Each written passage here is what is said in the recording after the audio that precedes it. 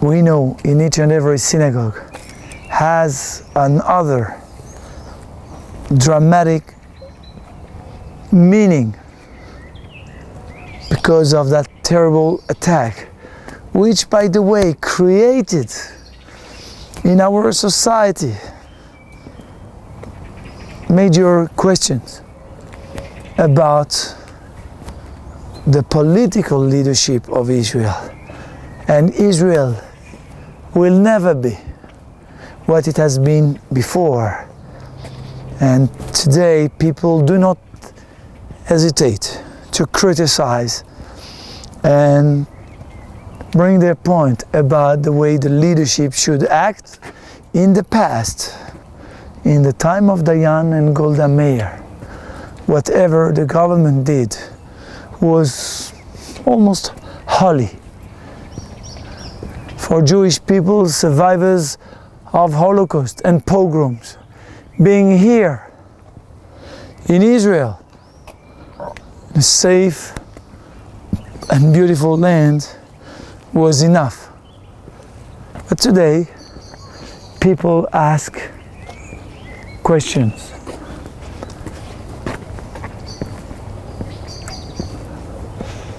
I would like to bring you to two areas in the military section before we leave that section.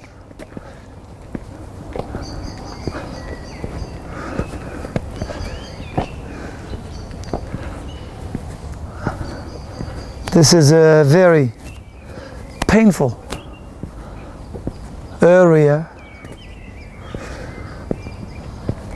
but we cannot leave the families of those missing in combat. We cannot leave the families with no grave. So here is a garden, and you can see several plaques. Name of soldiers. The body was never found. This garden, by the way, had much more plaques several years ago, but we succeeded with a real help from the Egyptian government to find the remnants of some bodies. So today they still have several plaques, and we are still trying to find evidences from their body. This is the plaque for those whose burial place is unknown. Soldiers of Israel. And here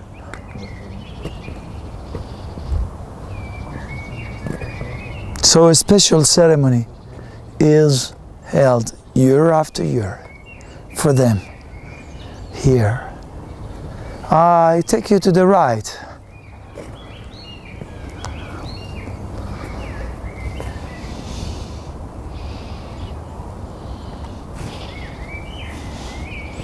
This is a case of what I was telling you very recently, the body of this man, Sergio Halperin, was discovered in Sinai.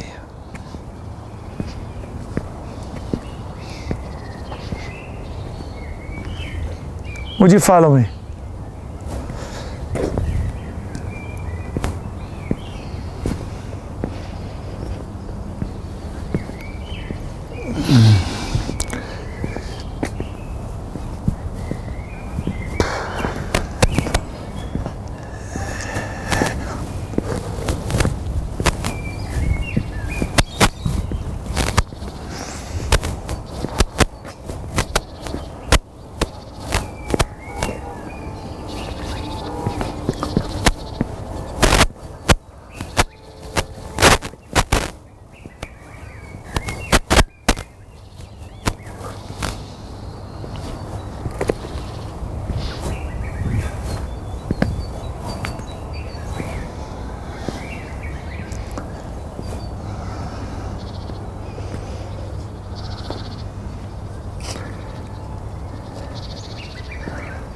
here is buried a young boy, the youngest person ever buried in this graveyard. How can a child be buried in a military graveyard? Shmuel Mizrahi was 14 years old when Jerusalem was conquered by Jordan. And this happened after the partition. This was a Jewish city, Transjordan, backed up by British, conquered the old city of Jerusalem. And Shmuel Mizrahi, 14 years old, helped the soldiers by running from one group to the other, as we had no radio to transmit the information, the orders from the commanders. And he was shot by a Jordanian legionnaire, and he was made soldier post-mortem after being killed. Thank you, Alan. Shmuel Mizrahi, the youngest soldier of modern Israel, 1948. But as you probably understand, this happened 3 to 4 years only after the Holocaust. And here is the connection between the land of Israel, the soldiers, and the Holocaust. This round graveyard we can see here is a place where we can view 3 graves and 4 commemoration stones. What was the issue? And when our camera will be able to look at from much closer to the grave, you'll see here the emblem of a parachute and the Israeli sword of national officer. January 1942, Germany secretly decided upon final solution to massacre and kill each and every Jew in Europe. In Israel, we were British, under a British administration, and when we understood the drama happening to our families in Europe, we begged the British government to let our people, persecuted Jews from Europe, come on immigration to Israel. We asked the British to permit them to settle here, and we gave them all guarantees we could give that this will not happen on Arab land. Unfortunately, the British refused that immigration. And when we asked the US government to destroy the railroads leading to the extermination camp in Eastern Europe, the US administration said to us, we cannot jeopardize the life of people in these trains or camps. We cannot destroy the railroad leading to the camps. So in Israel, we decided to open a very small and discreet office. This office was named Institute for Illegal Immigration.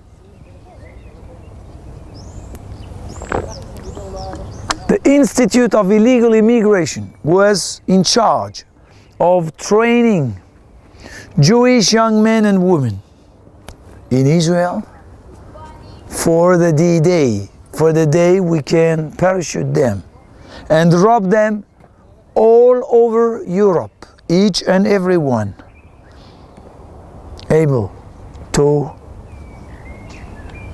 mingle within the local society, speak fluently the language, able to reach and connect with the Jewish leaders, and tell them that we Israelis have opened secret path for Jewish people can flee away from European inferno. This Institute for Illegal Immigration, launched 33 young men and women.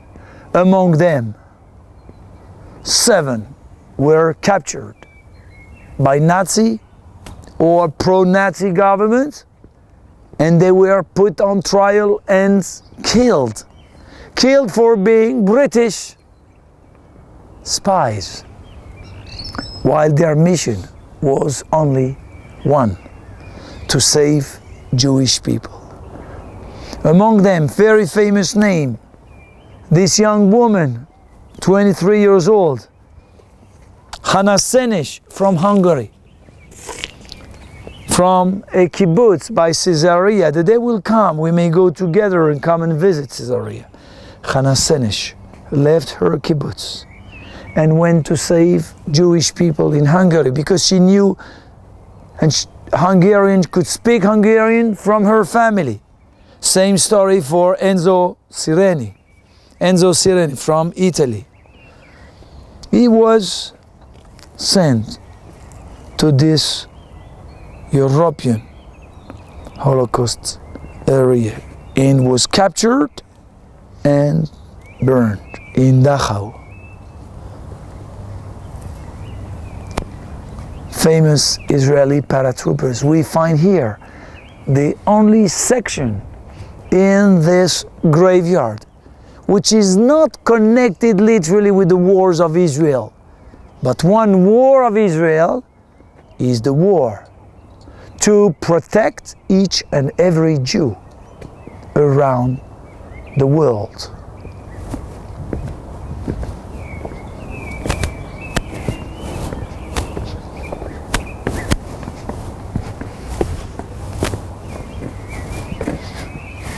I apologize for those who expect for a break in that tour, and we will give a break, but I would like to take advantage of the last minutes of sunlight here up in Mount Herzl. Beautiful sunset.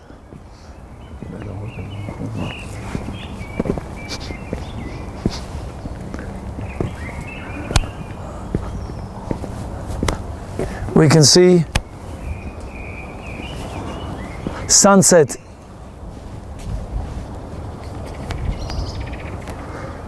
among the trees.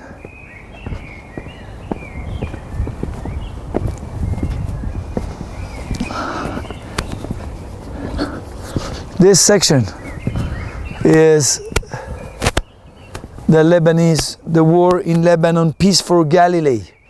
Arafat, the world father of modern terrorism, moved to Lebanon, and from Lebanon started to give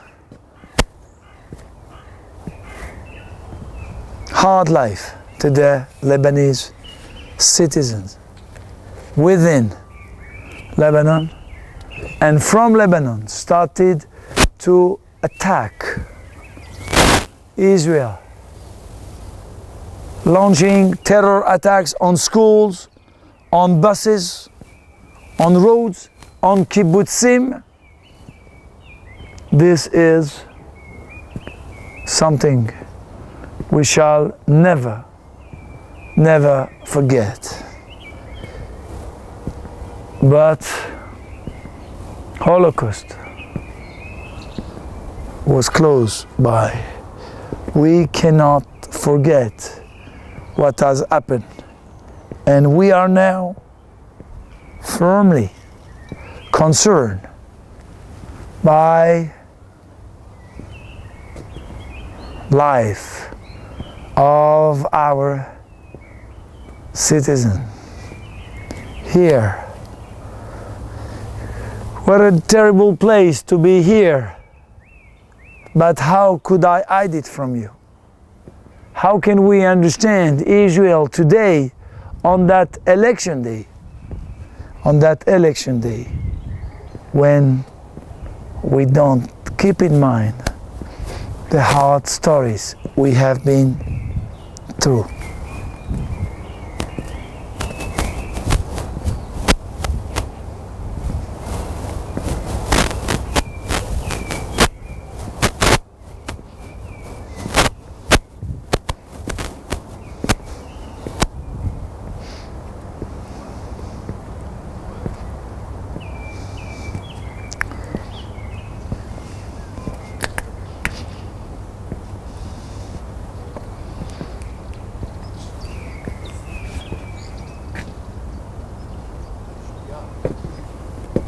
Please think about this young boy, Yuval Harel.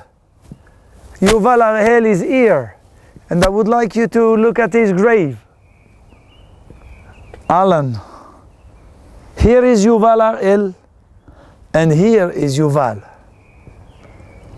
And this is a story of a young boy from Jerusalem, Talpiot neighborhood. He was a soldier, he was 19. And the parents were informed the boy has been killed. The army officers knocked at the door and said to the parents, "Are you the Harel family, parents of Yuval?" They said, "Yes." So your boy has been killed. What terrible story. And this was, in those days, it would take several days until they bring the body. And when the body of this young boy reached Jerusalem, the army knocked at the door and said to the family, "Sorry, we have mistaken. We talk about another Yuval Harel for a neighbor building in the same block." And this family was happy, and the other family was destroyed. And while they buried that boy here, Yuval Harel, the other family came to visit them as they were mourning in the next building. And a few days afterward, same army officers and said to them, "Do you remember, we came a week ago, your son as well has been killed. And look at this, in this military graveyard, two boys, same name, same street, two buildings, one from the other. They carry the same name, but they carry the history of Jerusalem."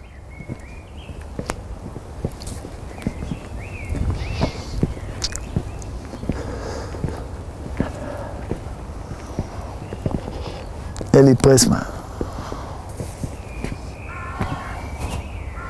I remember Eli when he was a young boy. He married our rabbi daughter, Rabbi Ashkenazi daughter.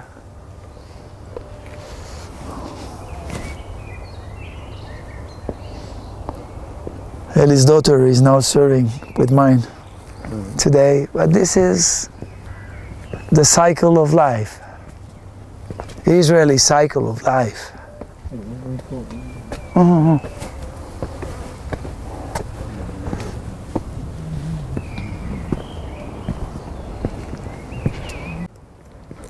The military graveyard. We now enter the next section of Mount Herzl. Herzl, in his book, you remember the beginning of our broadcast today. Herzl gave us the tools how to build a state. He gave us the tools and he said, Some have to give their wealth so we can buy the land, claim that land, and purchase the land and never be occupying that land illegally.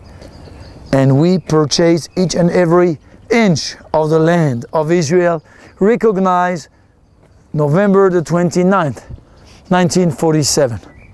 He said some have to fight, and everyone should fight and be a soldier for a while, so we can protect that piece of land. And then he said some have to devote themselves to public leadership, to run this country. We no more can be each and every one a businessman.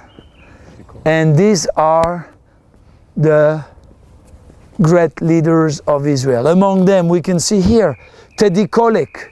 He was the mayor of Jerusalem, but he was intelligence colonel in the War of Independence. He is buried here next to his wife Tamar, who died here almost 100 years ago. Kaplan. Kaplan was our finance minister in Israel at the very beginning, in the 4 first years. Here is buried one of the major leaders of Israel, if not the most important one, Loki. In the modern days, we are used to young leaders. They look good, they talk nicely, they give a good show, and they win elections. Levi Eshkol looked different. He looked old. He could not talk in public so easily. But he's the man who built, during 7 years, the Israeli Defense Forces. And the day we were attacked in 1967, we discovered that this is not a local militia, but really an army which can give a good fight to a common attack by Egypt, Jordan, and Syria. A national hero in my eyes, the man who brought water from the Sea of Galilee through a national water carrier pipe to the Negev, with your permission. And here is Mrs. Golda Meir. As you know her, she came to Israel from Milwaukee, and she was a prominent leader. She was born the year of the Dreyfus Affair, 1998, and she will become the first woman leading a state, a democratic state in the world. At the end of her life, the Yom Kippur War happened, and she had to face that sorrow that she did not bring the army to the borders of Israel when intelligence already had the knowledge of what is prepared by Soviets backing up Egypt and Syria. And here is the grave of the late Prime Minister Yitzhak Rabin, the commander of Israeli army liberating Jerusalem 1948. He was elected Prime Minister 1991, and he signed the Oslo Agreement with Yasser Arafat. It is clear that major part of population was unhappy of that deal, not because of the signature, but because of no respect of the agreement by this old terrorist. Arafat was committed to stop terror when the state of Israel gave him in return 9 cities in the West Bank, from Jenin, Nablus in the north, to Bethlehem, Hebron in the south. And the day came and Prime Minister Rabin was assassinated by a Jewish man. He believed that killing Prime Minister would stop terror attacks. Of course, this could not be the case. Till these days in Israel, Prime Minister was to be seen in the streets walking. You could shake his hand while on duty. And then we understood that what has happened in Dallas, in the States, can happen among us as well in Israel. And today, of course, our leaders are better protected. Unfortunately, we need to do so. Because we have to learn that in a democratic country, no matter if you have been among the supporters, the one who voted for that president, prime minister, from the moment he is elected, is the leader for each and every citizen. So we bring to this place schools and kids, and we tell them what can happen in democracy and what cannot happen in democracy. Political assassination can kill democracy. This is the grave of late Yitzhak Rabin and his wife, Leah.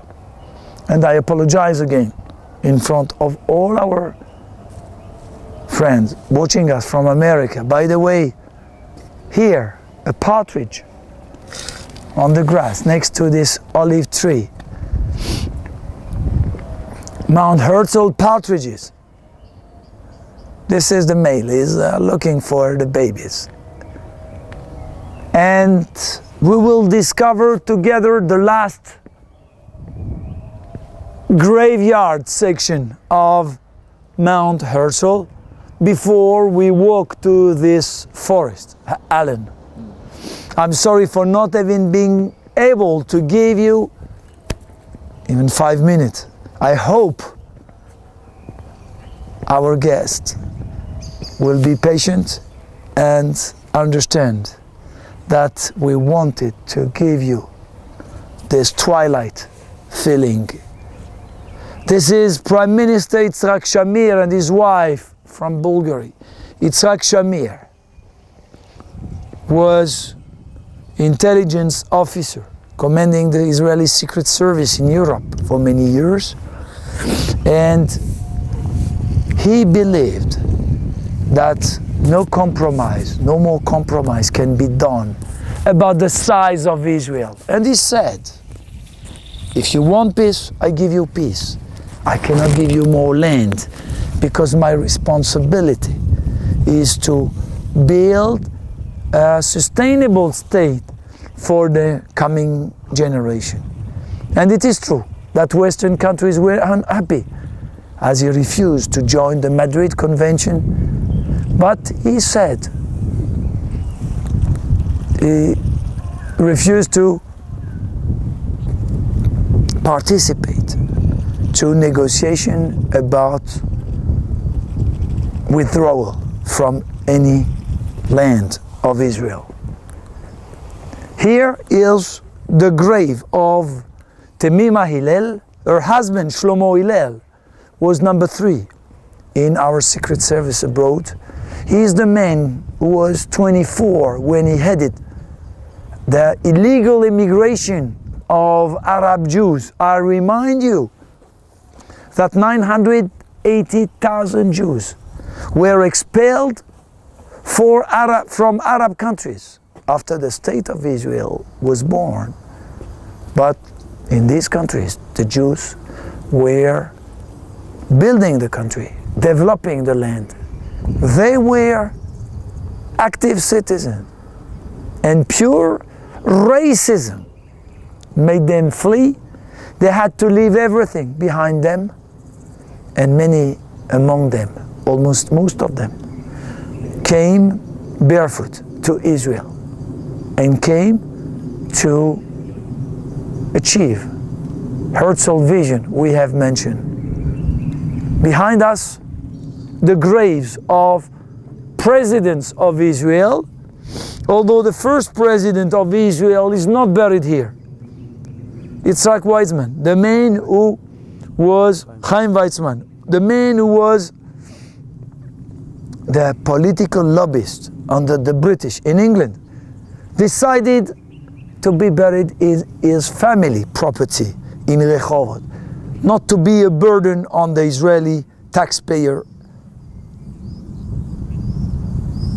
But other presidents are buried here, and their wife, Mrs. Navon, President Chaim Herzl. Take advantage of these last minutes of light to take you away from the graveyard, because we can't stay in a graveyard for the whole morning, can we?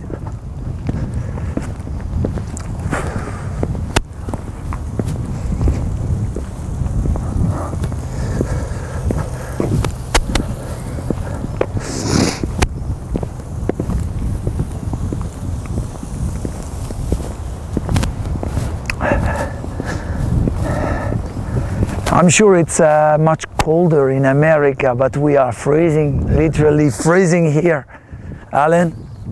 And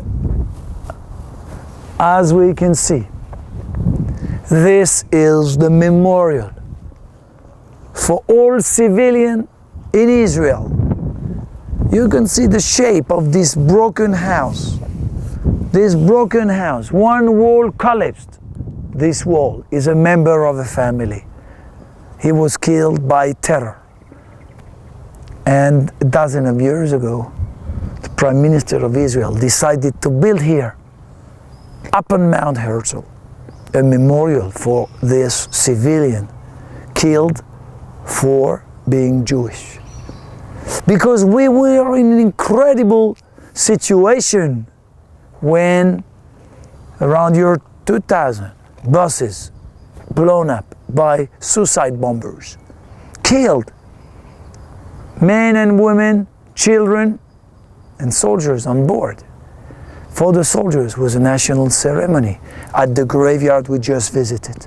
But for the civilian, for the mother back from the market, no ceremony. No one took back the family up. So we decided to change our attitude and commemorate these people, as terror became the new tool, the new anti-Semitic tool to fight Jewish people. This was the topic we started with. And in this area of Mount Herzl, I would like to invite you for the last section of our day, among the trees in this martyr's forest. Please follow me.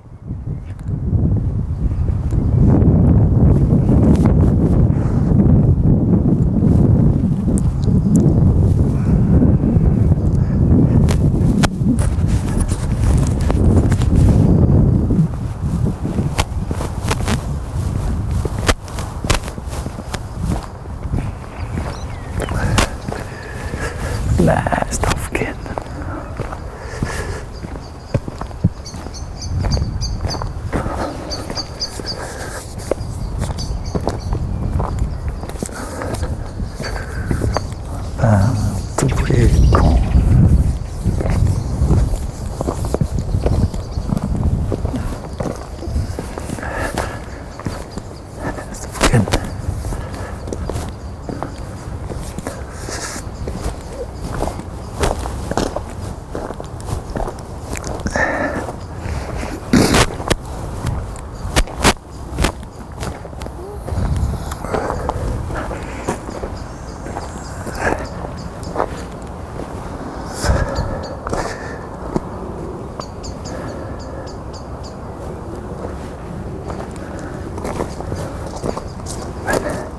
I have to tell you that this is a very heavy, very sensitive day for us.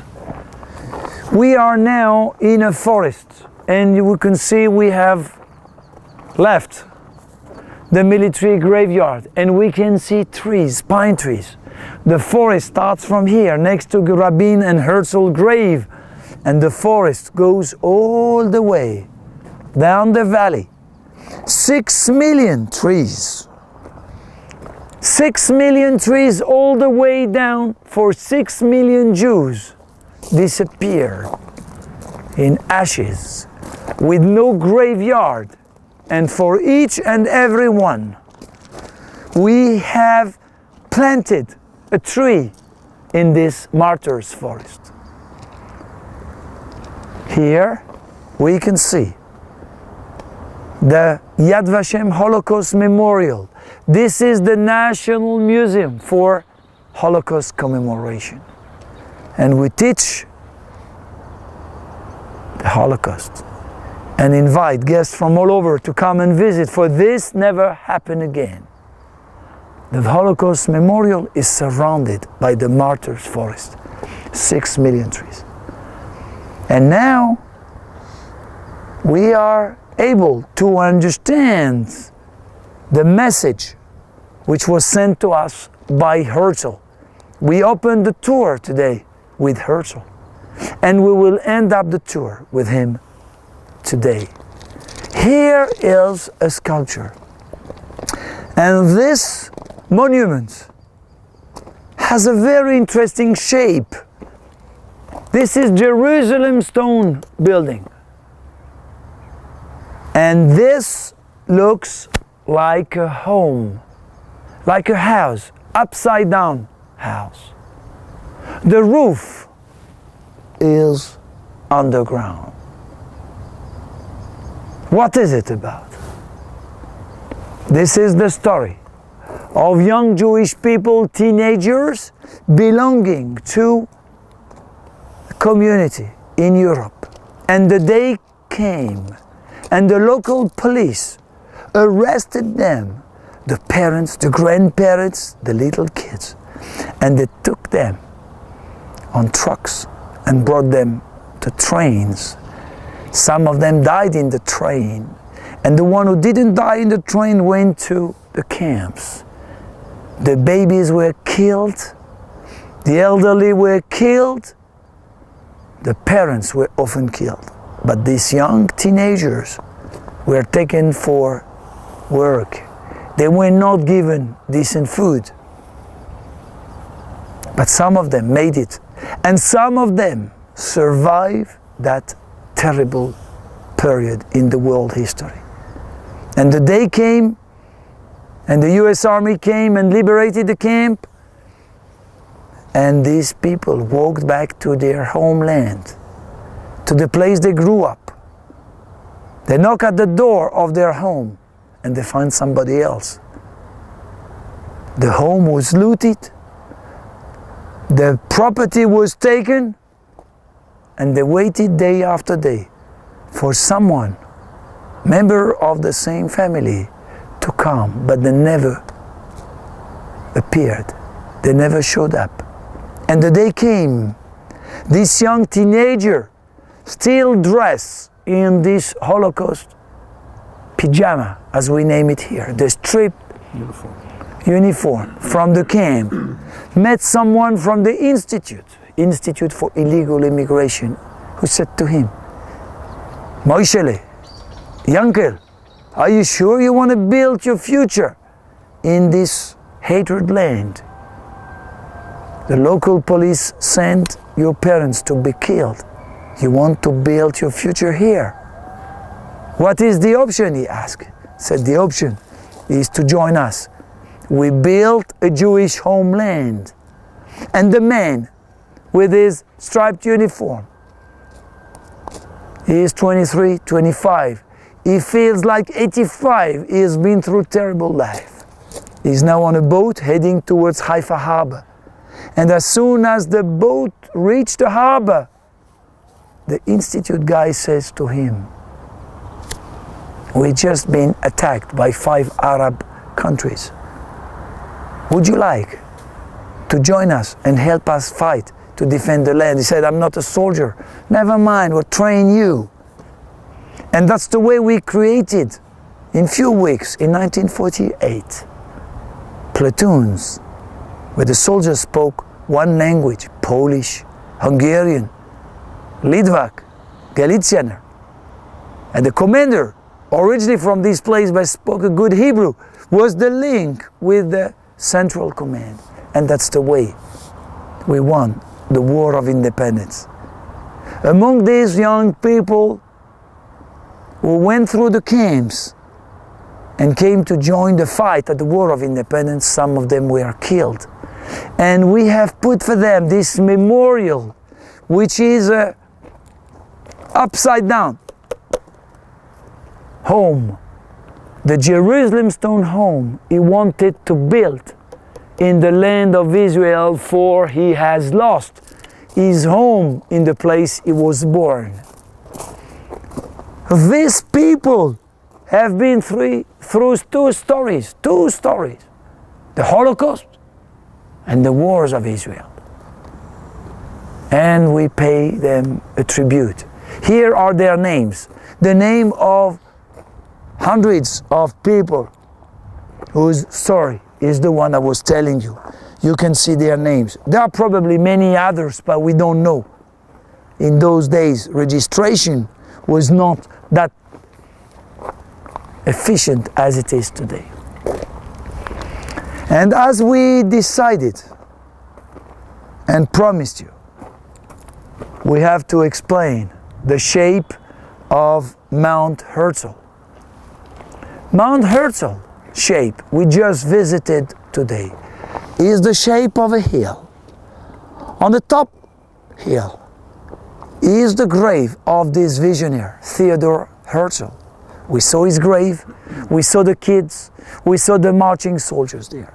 And he said to the Jews, you have two options. The two options I mentioned, Alan, when we started earlier. One option is to stay where you are, a minority. But things never stay stagnant.